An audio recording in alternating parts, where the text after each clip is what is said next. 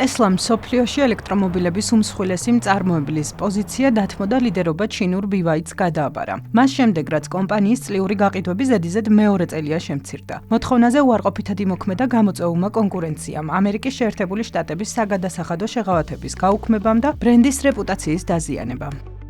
მიუხედავად იმისა, რომ გლობალური ელექტრომობილების გაყიდვები გასულ წელს 28%-ით გაიზარდა, BYD-მა პირველად გაუსწრო Tesla-ს წლიური გაყიდვების მიხედვით. ამას ხელი შეუწყო სწრაფმა ზრდამ ევროპაში, სადაც ჩინური კომპანია სულ უფრო მეტად უსწრებს ამერიკულ კონკურენტს.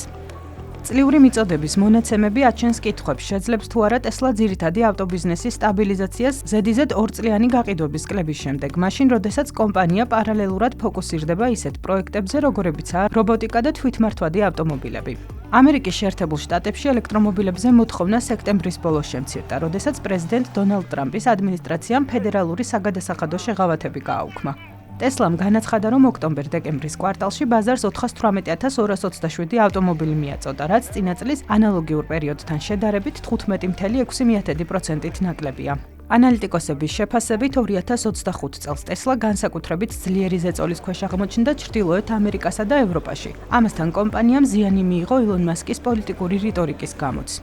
ჩინური კომპანიებისა და ევროპელი მწარმოებლების, მათ შორის Volkswagen-ისა და BMW-ს მზარდმა კონკურენციამ ასევე შეასუსტა Tesla-ს გაყიდვების დინამიკა.